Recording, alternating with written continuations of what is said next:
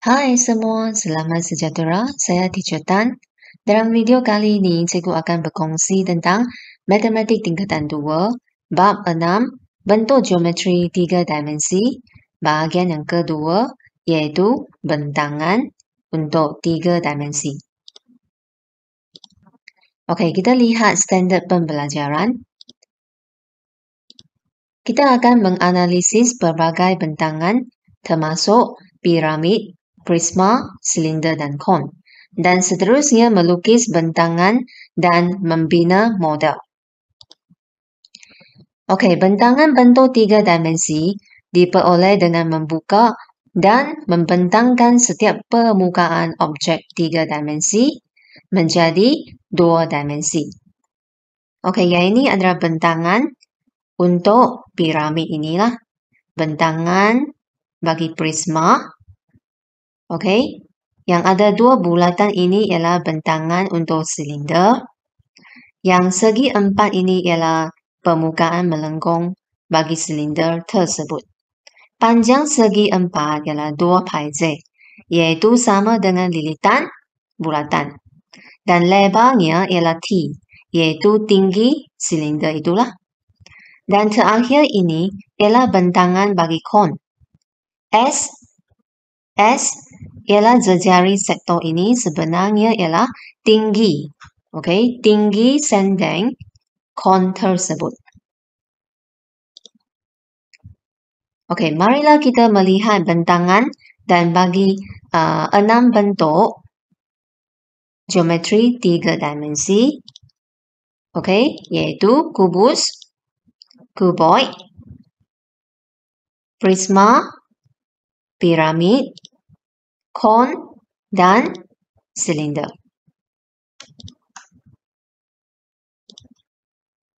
Okey, bentangan kubus. Di sini cikgu akan tunjuk 4 jenis bentangannya. Yang pertama, kedua, ketiga, dan keempat. Semua bentangan ini mempunyai 6 segi 4 sama. Okey, sekarang kita membina bentangan kubus. Jika kita buka permukaan rata bahagian atas ini, okey, kita akan dapat model seperti ini. Boleh? Kemudian buka kedua-dua sata menegak ini. Kita akan dapat seperti inilah. Turunkan ketiga-tiga sata mencancang ini. Terhasillah bentangan kubus. Okey, yang mempunyai 6 segi 4 sama. Boleh faham? Okey, seterusnya kita nak membina model kubus dengan menggunakan bentangan ini.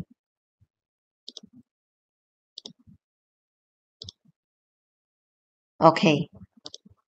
Jika kita mendirikan ketiga-tiga sata ini, sata mengufuk ini, kita akan dapat model seperti inilah. Okey, sekarang kita menegakkan kedua-dua bahagian ini. Terhasillah model ini. So, yang terakhir sekali kita tutup bahagian atas ini. Maka terhasillah sebuah kubus. Okey, sebenarnya kubus mempunyai 11 jenis bentangan. Okey, seperti ini.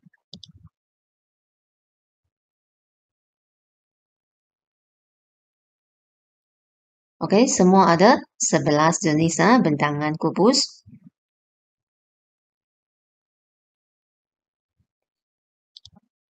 Okey, seterusnya kita lihat bentangan untuk kuboid.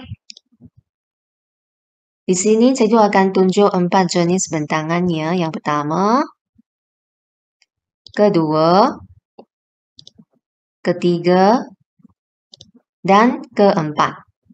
Segi 4 yang berwarna biru gelap ini merupakan sata mengufuk. Sata mengufuk atas ataupun bawah kubus tersebut. Okey, seterusnya kita membina bentangan cuboid. Okey, jika kita buka permukaan rata bahagian atas ini, kita akan dapat model seperti inilah. Okey, buka kedua-dua sata menegak ini, kita akan dapat yang ini. Okey, seterusnya kita turunkan ketiga-tiga sata mencancang ini. Okey, maka terhasillah bentangan cuboid. Okey.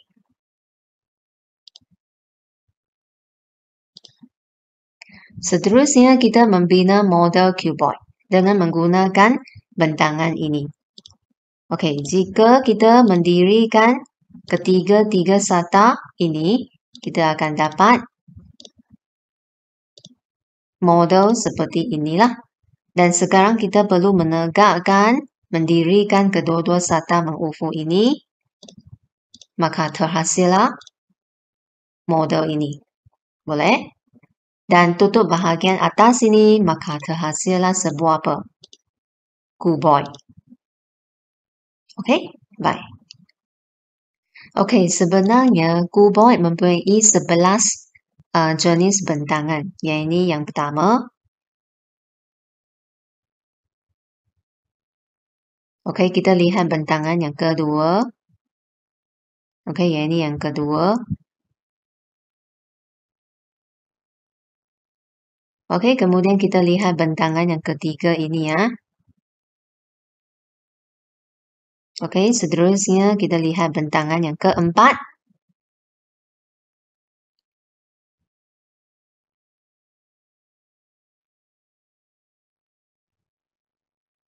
Okey, ini bentangan yang kelima.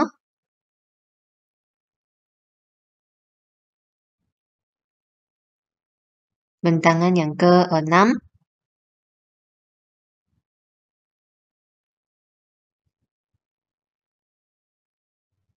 Okey, yang ketujuh.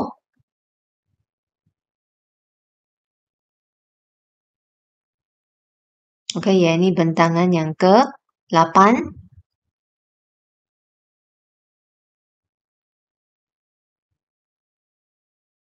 Ke-9.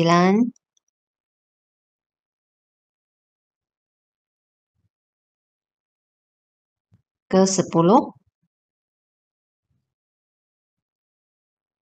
Dan kita lihat bentangan yang terakhir, iaitu yang ke-11. Okey, so kita lihat bentangan piramid. Piramid ini mempunyai tapak yang berbentuk segi empat tepat. Okey, di sini cikgu akan tunjuk empat jenis bentangan piramid itu. Satu segi empat tepat dan empat muka rata lain iaitu segitiga. Dua segitiga atas dan bawah ini adalah serupa, dua segitiga kiri dan kanan ini serupa. Jadi bukan semua segitiga yang serupa sebab tapaknya bukan segi empat sama. Sekiranya tapaknya segi empat sama, barulah dapat empat segitiga yang serupa. Okey, bentangan yang kedua. Okey, kita lihat contoh yang ketiga dan keempat. Okey. Seterusnya kita membina bentangan piramid. Okey, bila kita buka segitiga yang condong ini, model itu akan jadi macam ini. Okey. Buka lagi dua segitiga yang lain, maka terhasillah bentangan piramid ini. Okey. Satu segi empat tepat dan empat segitiga yang lain. Baik, membina model piramid dengan menggunakan bentangan ini. Okey, kita mencantumkan kedua-dua segitiga ini supaya bertemu pada satu puncak sepunya. Seperti ini. Begitu juga segitiga yang lain. Okey, cantum sekali. Maka terhasillah model piramid. Okey, sekarang cikgu tunjuk dua jenis bentangan bagi piramid segitiga. Okey, tapaknya ialah sebuah segitiga. Okey. Yang pertama ini piramid segitiga. Yang kedua, bentangan yang kedua, dia akan jadi seperti ini. Bila sambung balik, dia juga dapat piramid segitiga.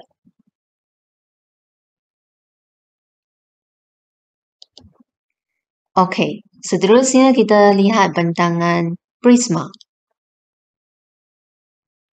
Okey, prisma ini merupakan segitiga bersudut tegak. Okey, tapaknya adalah segitiga bersudut tegak. Di sini saya akan tunjuk 6 jenis bentangannya. Okey, kita lihat yang pertama, kedua, ketiga,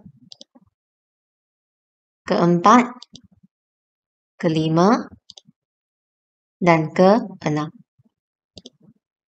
Okey, membina bentangan prisma.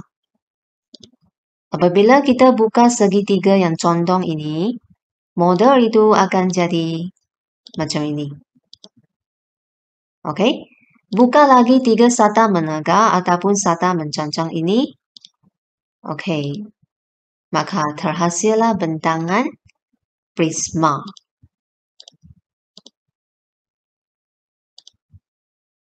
Okey, ini adalah bentangan untuk prisma inilah. Okey, sekarang kita membina model prisma dengan bentangan ini. Okey. Mendirikan ketiga-tiga sata. Okey, sata mengufuk ini, ketiga-tiga ini, kita akan dapat bentuk ini. Kemudian tutup permukaan ini yang akan menjadi permukaan condong. Maka terhasillah sebuah prisma. Baik, marilah kita lihat bentangan prisma yang tapaknya ialah segitiga sama kaki.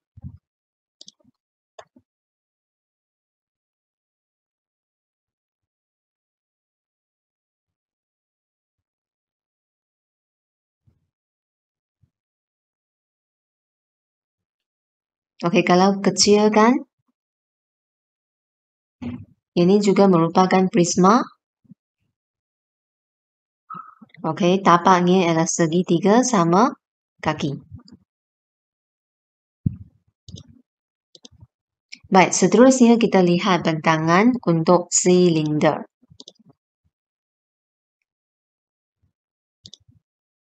Okey, cikgu akan bagi 3 contoh. Kita lihat bentangan yang pertama. Okey, bentangan yang pertama ini terdiri daripada dua bulatan. Dia mesti ada dua bulatan sebab silinder terdiri daripada dua bulatan yang merupakan tapak silinder tersebut. Okey, permukaan melengkungnya sebenarnya ialah 1/4. Okey, contoh bentangan yang kedua. Okey, di sini kedua-dua bulatan boleh berada di sebelah kiri sini, atas dan bawah. Okey. Dan dia kedua-dua bulatan ini juga boleh berada di sinilah, di sebelah kanan. Okey, satu atas, satu bawah. Okey, kita lihat contoh yang ketiga.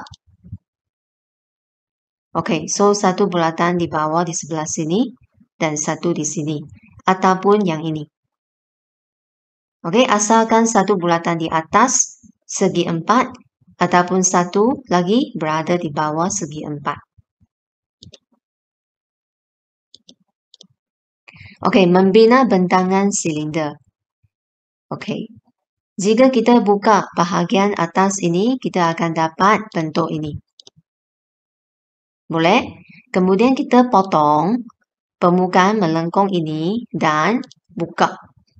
Kita akan dapat bentuk seperti ini. Okey?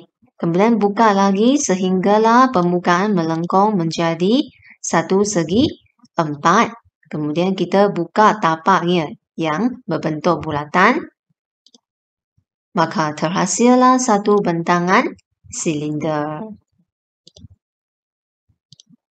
Baik, sekarang kita membina model silinder dengan bentangan ini. Tutup tapaknya yang berbentuk bulatan ini. Kita akan dapat bentuk inilah. Kemudian kita gulungkan kedua-dua hujung segi 4 ini supaya mencantumkan tapaknya. Okey, mencantumkan tapaknya. Okey, sehingga jadi model ini. Tutup bulatan atas. Okey, maka terhasillah sebuah silinder. Baik, kita lihat bentangan silinder ini. Okey, jika kita buka bahagian permukaan melengkung, silinder akan dapat satu segi 4 tepat. Di antara kedua-dua bulatan tersebut. Baik, seterusnya kita lihat bentangan untuk kon. Ya, kon mempunyai satu tapak rata yang berbentuk bulatan. Betul? Jadi, bentangannya mesti ada satu bulatan. Betul? Jika kita buka permukaan melengkung ini, kita akan dapat satu sektor. Okey? Sektor minor ataupun sektor major. Dan satu lagi sebenarnya, bahagian melengkung ini juga akan jadi separuh bulatan apabila kita buka permukaan melengkung inilah. Baik, membina bentangan kon. Jika kita buka bahagian atas bulatan ini, kita akan dapat bentuk ini. Potong permukaan melengkung ini dan buka. Kita akan dapat model seperti ini. Okey, buka sehingga permukaan melengkung menjadi satu sektor. Okey, maka terhasillah bentangan kon. Okey, sekarang kita membina model kon dengan bentangan ini. Cantumkan atau sambungkan kedua-dua hujung sektor ataupun jejari sektor ini. Okey, kita akan dapat bentuk ini.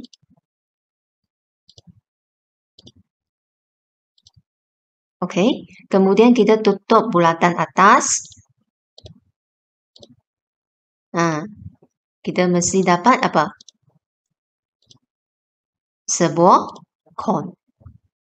Sebuah kon tertutup. Okey, sekarang kita lihat bentangan kon ini.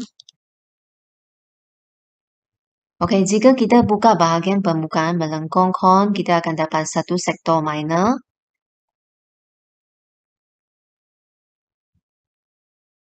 Okey, sekarang kita tengok dia akan, bentangan itu akan jadi bentuk yang lain, iaitu permukaan melengkungnya akan jadi satu sektor major.